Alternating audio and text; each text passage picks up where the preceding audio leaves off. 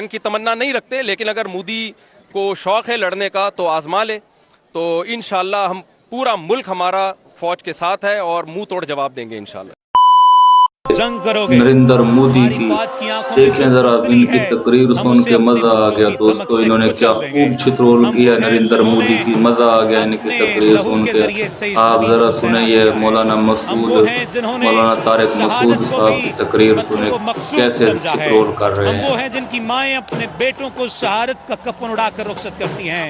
हम वो हैं जो उनके लिए हाथ तो बढ़ाते हैं, लेकिन गैरत के लिए बंदूक उठाना भी जानते हैं।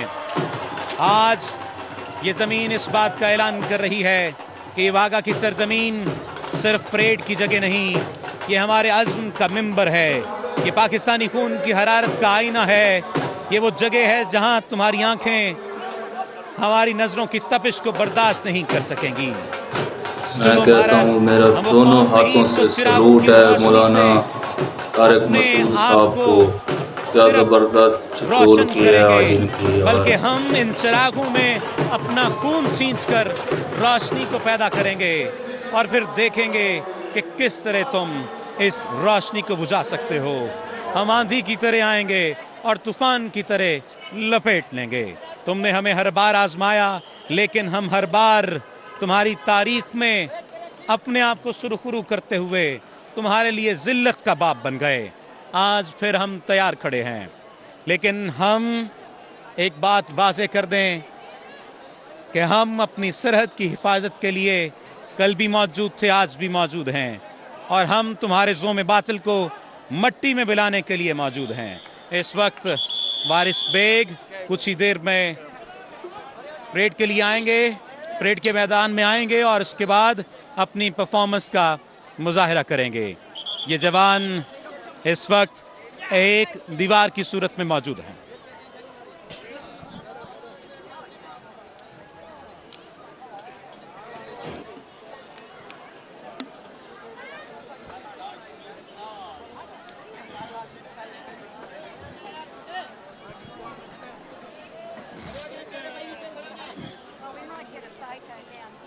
इस वक्त परेड अपने इख्तितामी लम्हात की जानिब गामजन है। आप इस वक्त देख रहे हैं मुफ्ती तारिक मसूद साहब भी यहाँ पर मौजूद हैं, उनके हमरा दीगर उलमा मौजूद हैं, जबकि इससे पहले वारिस बेग साहब भी मौजूद थे। अब देखना ये है कि कुछ ही देर में वारिस बेग परफॉर्म करेंगे। ये वो तारीख साज लम्हात हैं जब उलमा, मशाइख, हर मकतबा फ़िक्र से ताल्लुक़ रखने वाले अफराद इस बात का ऐलान कर रहे हैं कि हम अपनी कौम के साथ हैं, हम अपने दुश्मन के ज़ोम बातिल को मट्टी में मिला देंगे। ये झंडा जो आज यहाँ लहराया गया है, ये सिर्फ़ एक कपड़े का टुकड़ा नहीं है, ये कौम का गुरूर है, एक माँ का फ़ख्र है, एक सिपाही का ईमान है। ये इस बात का ऐलान है कि तुम इसके साए पर हमला करोगे तो हम तुम्हारे आसमान को स्याह कर देंगे, हम तुम्हारे खेमे उखाड़ देंगे और तुम्हें तुम्हारे ही ख्वाबों के मलबे में दफन कर देंगे। ये पाकिस्तान है, ना ख़त्म होने वाली दास्तान है। यहाँ गर्दनें झुकने के लिए नहीं हैं, ये गर्दनें कट तो सकती हैं लेकिन दुश्मनों के लिए झुकने वाली नहीं है। ये नज़रिया बिकने वाला नहीं है। और अब जी बिस्मिल्लाहिर्रहमानिर्रहीम, मैं 3 बातें करना चाहूँगा इस मौके पे। सबसे पहली बात यह कि पहलगाम का जो वाक़या हुआ वो एक जुल्म था, वो कोई जिहाद नहीं था। हम सब ने उसकी मजम्मत की। हमारे दीन में किसी भी बेगुनाह को मारना, नुकसान पहुँचाना जायज़ नहीं है। जी दूसरी बात यह कि इस वाक़े के बारे में हिंदुस्तान का ये इल्ज़ाम है मोदी हुकूमत का कि पाकिस्तान के ऊपर इल्ज़ाम लग रहा है। तो इस मौके पे मैं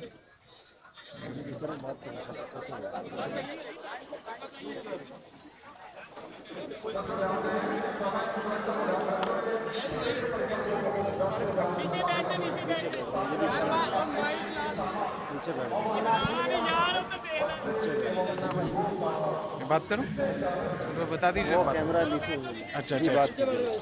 चलें नीचे हो जाइए, दोबारा शुरू कीजिए। जी बिस्मिल्लाहिर्रहमानिर्रहीम।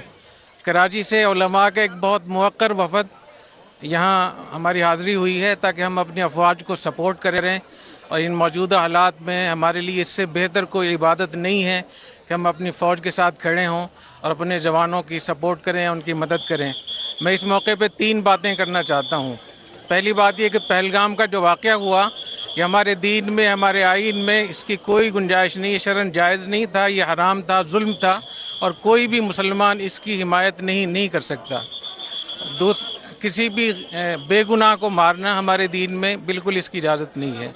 दूसरी बात यह कि हिंदुस्तान पाकिस्तान पे इसका इल्ज़ाम लगाकर बहाना बना रहा है, तो इस मौके पे हमें ये चाहिए पाकिस्तान हिंदुस्तान को कि एक तीसरे फरीक पर हम एतमाद करें, और तीसरा जो फरीक है उसमें 3 मुल्क होने चाहिए। एक हिंदुस्तान का एक दोस्त मुल्क हो जो उनके नज़दीक काबिल एतमाद हो, एक पाकिस्तान का दोस्त मुल्क हो, और तीसरा मुश्तरका दोस्त हो। तो ये तीनों मुल्क इस बात की तहकीक करें, इससे पहले किसी पर इल्ज़ाम लगाना दुरुस्त नहीं है। तीसरी बात यह कि जिस तरीके से मोदी हुकूमत की तरफ से पाकिस्तान पे जारहियत की बात हो रही है और मुख्तलिफ़ किस्म के इल्ज़ामात लगाए जा रहे हैं, इस मौके पे हम उनसे भी कहना चाहते हैं कि आप आराम से रहें और पाकिस्तान को न छेड़ें। और मुझे ऐसे मालूम होता है जैसे हदीस शरीफ में जो ग़ज़वा हिंद की बिशारत है, उसके असबाब ख़ुद मोदी हुकूमत उसके लिए इंतज़ामात कर रही है। नबी करीम सल्लल्लाहु अलैहि वसल्लम ने इरशाद फरमाया कि 2 जमातें जन्नत में जाएंगी, जहन्नम से महफूज होंगी। एक वो जमात जो हिंदुस्तान से जिहाद करेगी, और एक वो जमात जो ईसा अलैहिस्सलाम के साथ होगी। और हज़रत अबू हुरैरा रज़ियल्लाहु तआला अन्हु ने फरमाया कि वादना रसूलुल्लाह सल्लल्लाहु अलैहि वसल्लम ग़ज़वतुल हिंद, हुज़ूर अकरम सल्लल्लाहु अलैहि वसल्लम ने हमसे ग़ज़वा हिंद का वादा फरमाया था, अगर मुझे ग़ज़वा हिंद का मौका मिल गया तो मैं अपनी जान भी कुर्बान करूँगा, माल भी कुर्बान करूँगा। अगर मैं शहीद हो गया तो मैं अफ़ज़लुश शुहदा हूँगा, और अगर मैं वापस आ गया तो मैं जहन्नम से आज़ाद हूँगा। तो मैं समझता हूँ कि हमें मोदी का इस हवाले से शुक्रिया अदा करना चाहिए कि हमें वो ग़ज़वा हिंद के लिए तैयार भी कर रहा है। और मेरा ये ख्याल है कि जो हमारे चैलेंजेस थे, आपस के इख्तिलाफ़ात थे, हुकूमत के, अपोजिशन के, फ़ौज के बारे में बहुत सारी आरा थी, तो मोदी की इस जारहियत की वजह से हमारा पूरा मुल्क इकट्ठा हो गया है। हम अपनी फ़ौज के साथ हैं और हमारे अंदरूनी बैरूनी मसाइल सारे इस वजह से हल हो रहे हैं। तो इंशाअल्लाह हमें बहुत उम्मीद है कि हमारे पूरा पाकिस्तान इसके लिए तैयार है, और हम अपने फ़ौजी जवानों की हौसला अफजाई के लिए इतना लंबा हमने सफ़र किया है, हम उनके साथ हैं, उनके लिए हम दुआ करते हैं। और इन लोगों के लिए हदीस शरीफ में आता है, हुज़ूर अकरम सल्लल्लाहु अलैहि वसल्लम ने इरशाद फरमाया कि जो लोग महाज़ों पे लड़ते हैं उनकी औरतों की हुर्मत ऐसी है जैसे तुम्हारी माओं की हुर्मत हो। तो हमारी अफवाज के जो घर वाले हैं, ख़वातीन हैं, उनकी इज़्ज़त, उनकी नामूस, उनकी देखभाल, ये ऐसी चीज़ हम अपनी माँ को देखते हैं। तो इंशाअल्लाह हम इनके साथ हैं। और मैं इस मौके पे कर्नल साहब का बहुत शुक्रिया अदा करता हूँ कि उन्होंने हमें मौका दिया और इतनी ज़बरदस्त परेड हमें दिखाई, और जिहाद का एक मंजर था और ग़ज़वा हिंद की शुरुआत है। दोस्तों, अब मौलाना मुफ्ती तारिक मसऊद साहब की बारी है। आप इनकी बात सुनना, सुभान अल्लाह, दिल खुश हो गया इनकी बातें सुन। अल्लाह ताला बहुत जज़ाक खैर। कराची से यहाँ वाघा बॉर्डर पे आके क्या छत्रोल की है मोदी की, यार मजा आ गया। नीचे बैठ जाए, मैं माइक नीचे कर देता हूँ, नीचे छोड़ दे, आ जा करें उसे, नीचे बैठ जा, नीचे बैठ जा, नीचे बैठ जा, नीचे हो जा, नीचे बैठ जा, माइक नीचे चल सारी चल। बिस्मिल्लाहिर्रहमानिर्रहीम। सबसे पहले तो मैं इसका आगाज़ करूँगा कि ऊंचा बोलना। बिस्मिल्लाहिर्रहमानिर्रहीम। सबसे पहले तो जो हमारे उस्ताद हज़रत मुफ्ती अब्दुल रहीम साहब ने पैगाम दिया है, मैं उसी को रिपीट करूँगा।